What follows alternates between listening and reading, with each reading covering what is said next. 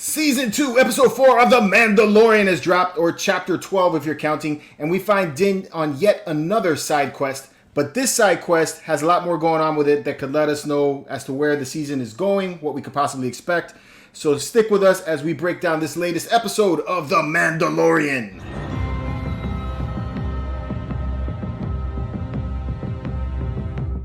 Welcome back, my friends. I am the Medinalorian, and we are here to talk Mando with you guys. If this is your first time on the channel, we do a lot of talk about collecting and Star Wars. So if you're into Star Wars like we are, make sure you like, subscribe, and turn on notifications so you can stay up to date on all of the content. Now, I'm not here all by myself. I have my fellow Mandos with me. So with me breaking all this stuff down is our very own Night Owl. Nilda is in the house. What is up, Nilda? How are you? What is up? How you doing? I'm good. How are you? I'm good. I'm Tired. good. Yeah, I'm a little bit. Yeah, I've done a lot today. Yeah, I think I went to bed at like 3:30 in the morning and then woke up at 8. Yeah, I couldn't.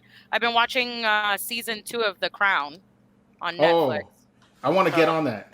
It's very good. Okay, I might watch a little bit of that tonight. Very dry. So I do recommend try watching that when you're awake. But season 2 is very intense. Okay, all right. My wife's been wanting to watch it, so I'll get on that next. All right, cool. All right, we got the Raging Mando in the house. What's up, Frankie? Hey, what's up? Thanks for having me back. We'll find out if we need to get mad about this episode or not. All right. And the wise old wizard is with us. What is going on, Craig? How are you, bro? Hello there. I get an episode that wasn't boring.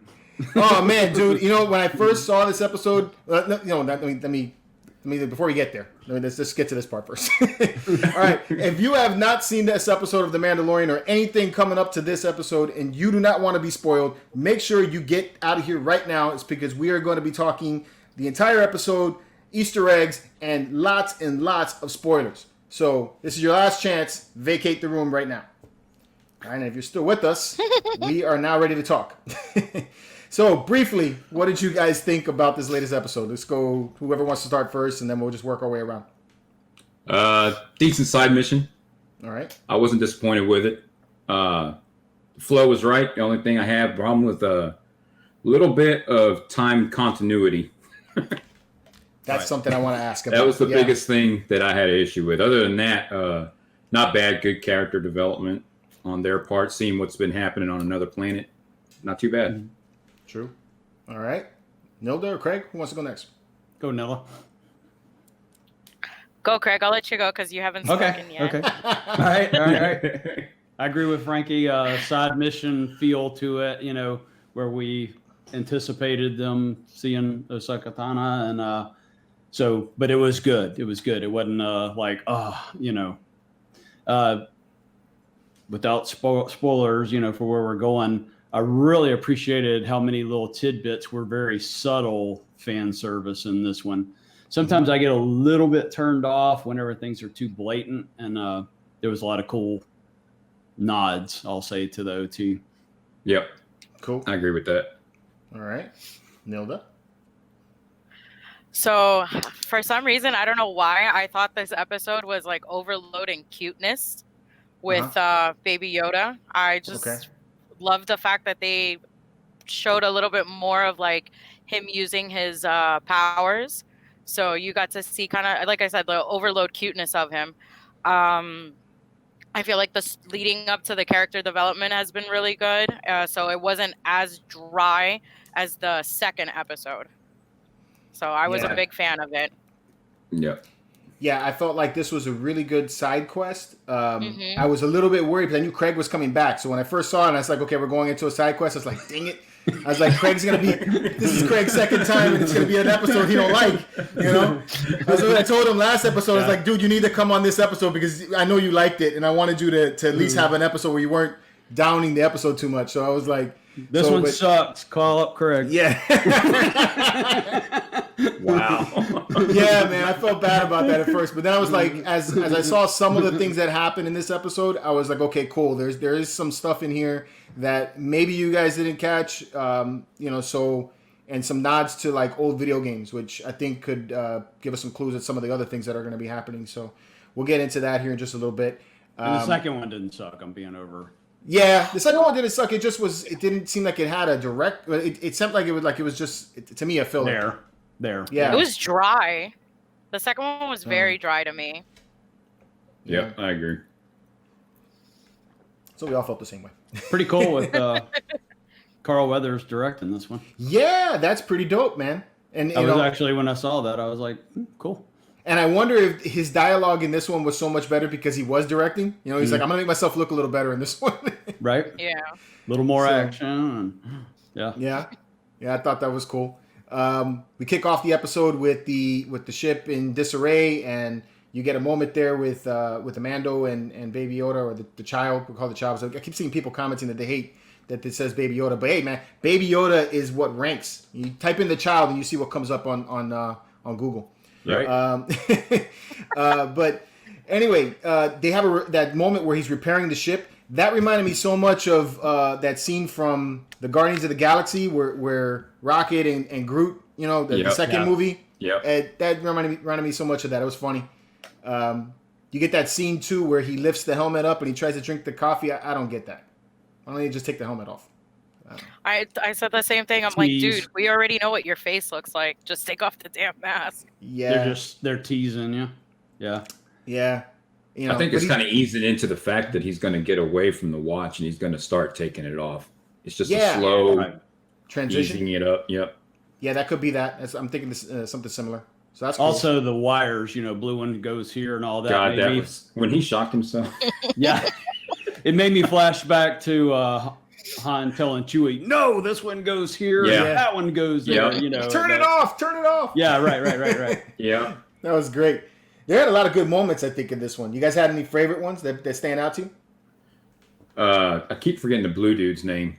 I don't know the blue dude's name. Showed up. He's a Mithril. He's yeah. Like, did a fart. Yeah. Right. A little pee came out. Yeah. I think I replayed that scene like a couple times because it was just funny to just watch all the mist come out. That was great. I really like Baby Yoda and the whole raising the hands during the dogfight. Oh yeah. That was great. Yeah. Single favorite, yeah. And Very subtle. And the other thing I liked was right before they show Moff Gideon, when the ship's coming in the scene, just like A New Hope when it's coming in. But you expect it to be like, how big is it going to be? But then it was shorter. Right. Yeah. Right. Yeah, true. That's what I was referring to about the subtle references, without being too terribly blatant about it. Yeah. Yeah, you don't want Spaceball 1 length. Yeah. Dude. Oh, man. So they land in Navarro, and Navarro is now, it seems to be completely revamped. All the scum and villainy is out. They got people, in the market. The bar has changed. And for me anyway, I felt like I didn't think Mando was gone that long, which that kind of threw me a little bit. And I think that, Frankie, you were talking about that as far as the time goes. Yeah. I feel like they need to do something to let us know at the beginning of the season how much time has lapsed before before we pick back up. Yeah, because especially if there's anything that Star Wars fans are fickle about, it's time. What's the timeline? Right. Right. So they have a lot of good Easter eggs as you're going into the bar. You see that IG-11 monument that was erected, which I think was pretty cool. The bar now has been revamped, and you have the protocol droid teaching the class. And he's actually teaching the class about Kessel, which I thought was cool, and the Maelstrom. So that's a little nod to Solo. So I thought that was dope. Very cool. And then you're immediately thrown into his next side quest. His ship's being repaired, and the next side quest is they're going to go take down some Imperial base. So here's where I thought this big clue, and I don't know how many of you guys have played this game. Have any of you played the Jedi Knight series on PC, Dark Forces? Been so long ago. Yeah, we had it here. We stopped playing it. So the base reminds me a lot of Kedjim, which is one of the bases in Jedi Knight 2. And this brings up that last part of the series, or last part of the show, where you see these black troops and I don't mean to jump around, but I think these two tie together. Yeah. So, what are your guys' thoughts on those black troopers at the end of the thing? What do you guys think those guys are? I thought they think were they're on death the right path. troopers. Death troopers? Yeah, I think it's what you're talking about. I'm thinking because the base looks so much like Kenjim that those could be dark. I think they're called dark troopers. Is it dark troopers or shadow troopers? Right. Shadow troopers. troopers. Right. Which they wield lightsabers, which that would be kind of dope, especially since the next episode may have us going into meeting Ahsoka finally. So I think that would be kind of dope. So you have a whole thing there, and then they also have a thing about the cloning. So I thought that was pretty neat. I thought Death Troopers too, but I was like, they kind of focused on it too much to be something we had already seen. Right. Right. Yeah. Yeah. You know, we've already seen that in other you know, like Rogue One, and I think even in they were at the last episode. During the last episode too. Yeah. Right. Yep. Yeah. Good point. Yeah, because the size of the crowd that's watching The Mandalorian has not, compared to who played that game or any other games, really, it's going to be pretty small. Right. So they won't know that. Right. You know. But like, you know, with Jon Favreau being such a big gamer, when I see stuff like that, you can't ignore it. It's like, you know, he's talking to us a little bit, you know? It's like these little subtle whispers. Right. So do you think it's really Jon Favreau as far as the history and everything that's involved in that? I think it's more Dave Filoni. Jon Favreau's a damn good movie maker. But I think it's Filoni that's actually on the lore part that's feeding him. Yeah, I agree with Frankie. Okay. Yeah. I think that John is definitely in control of the lore, but I think these little tidbits here and there, like especially when they're talking about gaming, I think it could be John throwing his 2 cents in there and saying like, "Hey, this would be kind of cool if we did something like this," because you know there's so much stuff that has been relegated to Legends that hasn't been brought back, and they're bringing it all back kind of like slowly, you know, and just giving us a little bit of it, but not. And I love that. Let's bring a bunch of that back. Yeah, definitely. The Legends were great. They were. So sad that they let go of a lot of that stuff. Well, they're only legends to the new people. Yeah, Yeah. you know, that's why it's like I say that about when people tell me that Jango Fett's not a Mandalorian. I was like, nah, man. I was like, I don't feel that. Right. So, you know. And speaking of, so his relationship with Cara Dune's, how he, because you know Mandalorians ain't going to trust people outside of anybody that's a Mandalorian. Right. And so for him, when she tells him, "Trust me," leaving the child there, that says a lot about their relationship. Right. Yeah, I think he's opened up a lot since the beginning of season 1. So, I think he's starting to notice that he can actually trust outside of his realm. Right. right. Which should make him question the people he's with.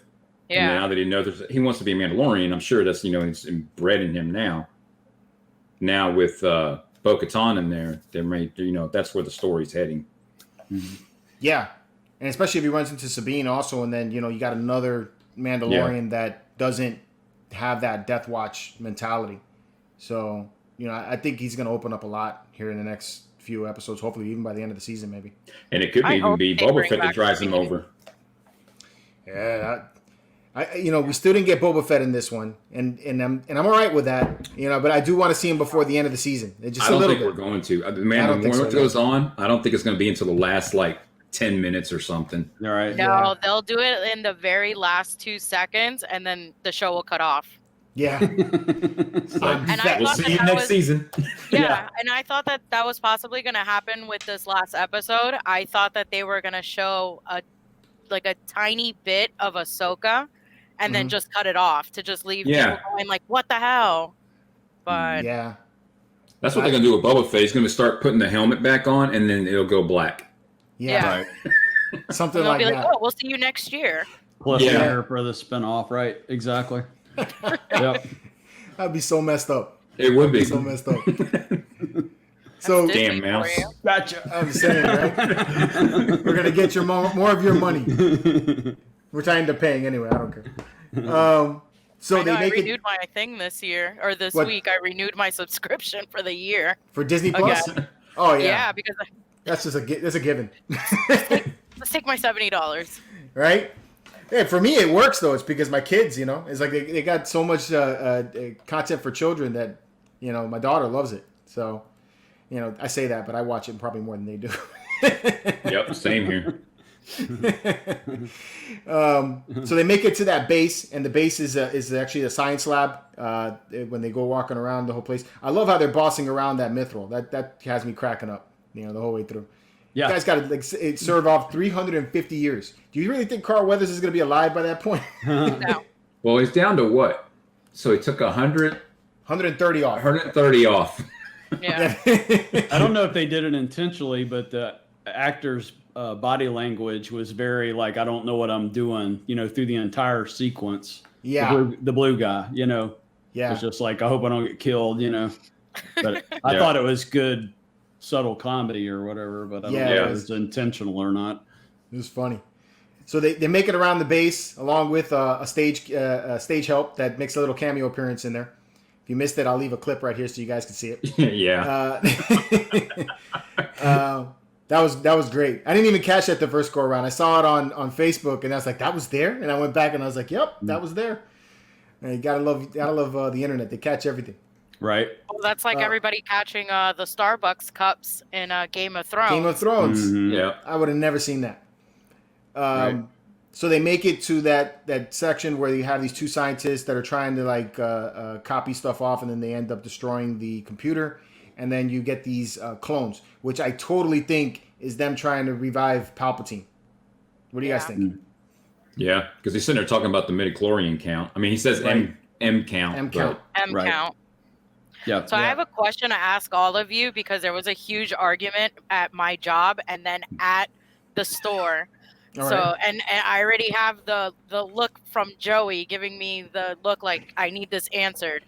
Okay. So Or it's going to be 2:00 in the morning again. no, Here we go, here we go. No argument again.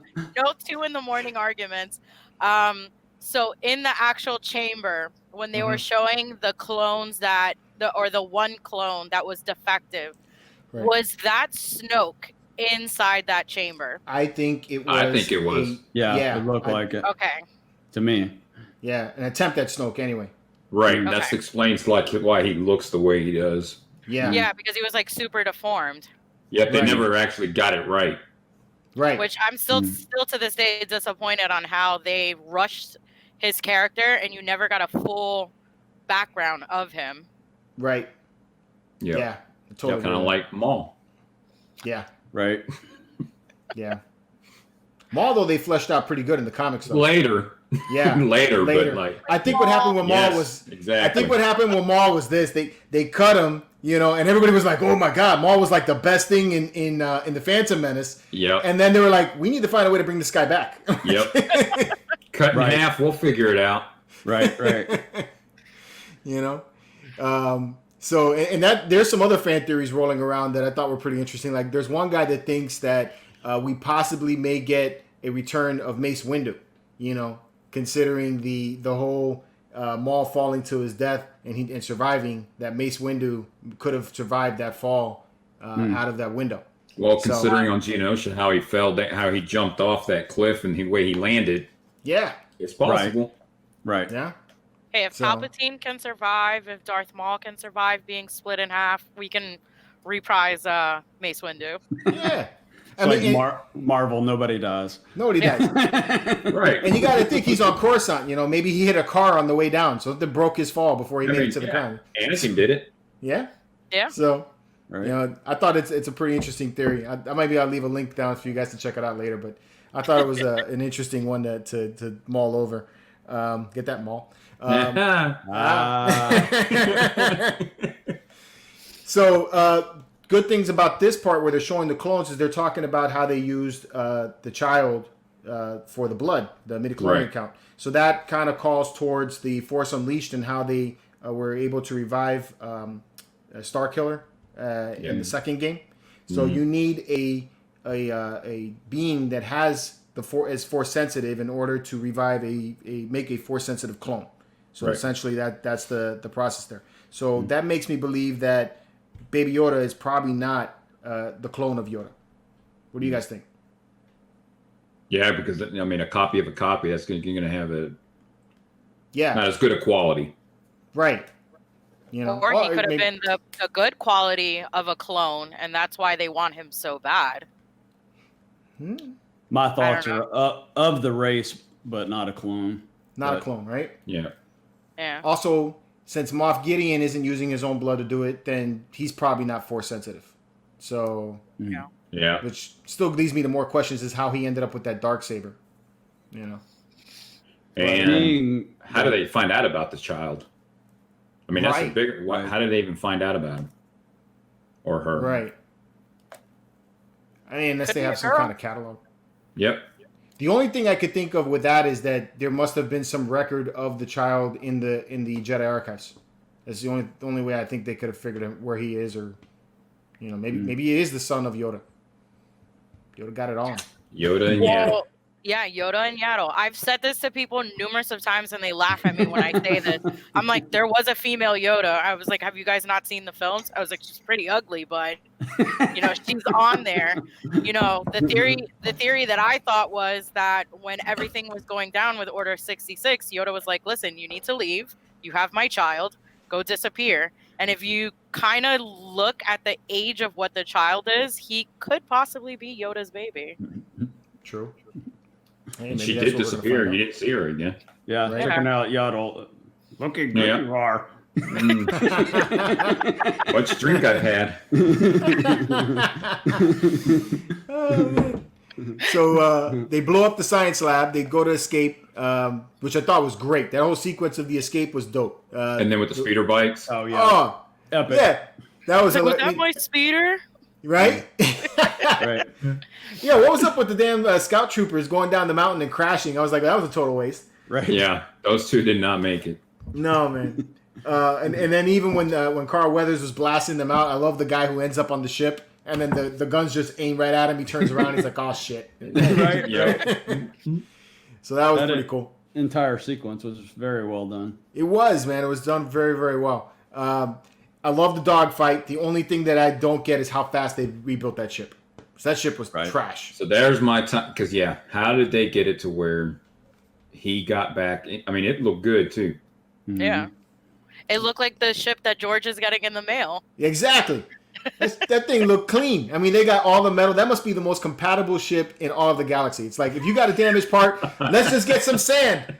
There's a metal panel all done. No, it's ramen. They fixed it with ramen. Just don't wet it. Oh, my God, man. Yeah. And then he was dogfighting and everything, man. That ship was doing all kinds of turns and twists. Yeah, so in the baby, man, it was getting a kick out of it, too. Yeah, that was good. That was great. That was a great scene. Yeah. It's like a little child in a roller coaster ride. And a roller coaster exactly. with my daughter. Exactly. Yeah, they have one fatal flaw in timelines, convenience of, hey, it's fixed, or, time to leave, so the ship's fixed, Yeah, because the other part of that is, judging from the map when they were talking about this part is peaceful. We got to get over here to this side of the world for the base. I mean, that was a pretty good little travel. Right. And then he flew off on a jetpack, went, got the ship, and came back in time to save him. Right. Yeah. You must have some serious boosters on that jetpack. Either that, or it was like a 4-day car chase. Yeah.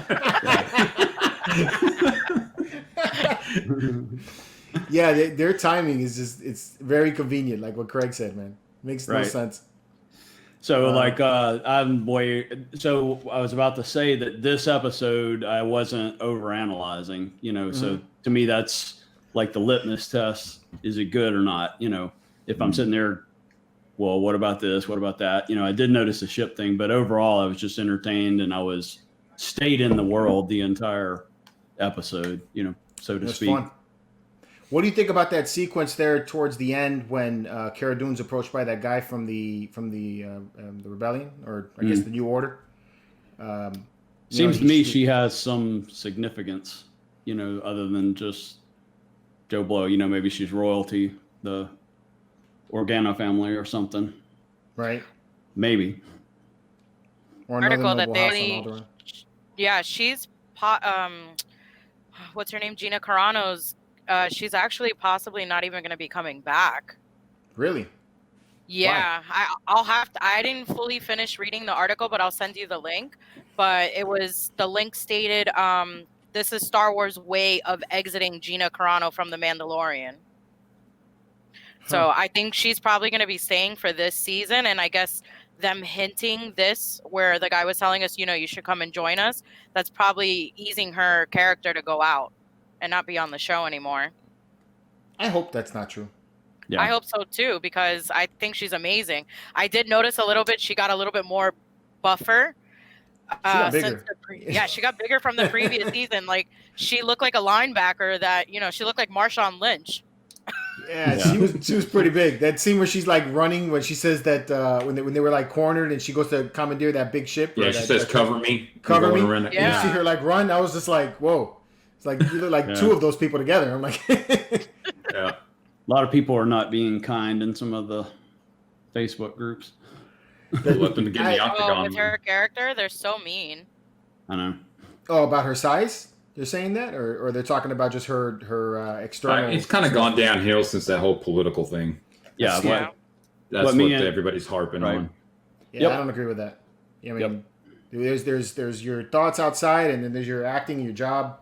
I mean, you shouldn't get fired for something that your thoughts, regardless of what your thoughts are. Unless you say something hateful or racist or something like that, it's like you're entitled to an opinion. Yeah. I mean, just ignore it. That's their opinion. It ain't got to be yours. Still America. So, yeah, I don't feel that. Still Mark. And I think, I've seen her in other stuff. I can't say that she's like the greatest actress in the world, but I do like her in The Mandalorian. So, I really hope that she gets to stay. So that'll be. And I mean, to me, it's great, that you don't have a over-sexualized, or whatever character. You got a strong, independent. Yeah, right. Exactly. So don't have to stereotype everything. They did the same thing with Bo-Katan's character. She wasn't over-sexualized or anything. She was like a strong female leader. And yet I saw an article where you had some woke comments where people were arguing about the design of the suits, that they looked a little bit sexy, And I was like, really? I was like, I did not get that at all. It's the design of a woman's body. Yeah, like I didn't get that at all. I didn't read that at all. Just armor. If Carrie Fisher was allowed to wear the sex slave outfit and it was considered as being fine, they should be allowed to wear armor. It's fitting to your body. Yeah. Mm-hmm. So I wasn't feeling any of that. People get too sensitive about this shit. So agreed. Stupid. So there was that. I kind of think that she maybe have some kind of tie to some noble house in Alderaan, or maybe she just was a real badass soldier and the guy recognized her for that, and he's like, hey man, come back. I want to know what that badge was. Yeah, I want to know what that badge was. So, and I think him telling her that there's something going on out here is they're already sensing the attempts to try to bring Palpatine back, which makes me feel that we got to get a Luke Skywalker in here somehow. I think there's no way that we're gonna get to Ahsoka, who helped form the rebellion, when we're still going, and not find Luke Skywalker in here somewhere. Right. So. I don't think they'll ever have him. You don't think so? Mm-mm. Nah? I think they could get that dude Sebastian Stan to play him, man. He looks just like Mark Hamill. Yeah, he does. I don't disagree with that at all. Those photos are like crazy. Right. I mean, they got to have him for a cameo. I remember they did a rumor a long time ago saying that was Mark Hamill's love child. Right. For the longest. And even Mark Hamill even made jokes about it. On his posted Twitter. photos of them together. Yeah. Right. Yeah. Yep. So they put a tracking beacon on the Razor Crest, like all of the smuggled ships do. I mean, it seems like it's like they did it to the Falcon, they did it to every one of those ships. Everybody gets a tracking beacon. If I was some bounty hunter, that's my profession. It kind of seems like something you would want to keep checking on. A bunch of people were just on my ship. I would have some type of scanning device. Did y'all screw with anything? Yeah. Right. True. Yep. So that means that if we do get the next episode where they end up in Corvus, Gideon's going to catch up with them. What do you guys think we could expect from the next episode? Ahsoka's in it.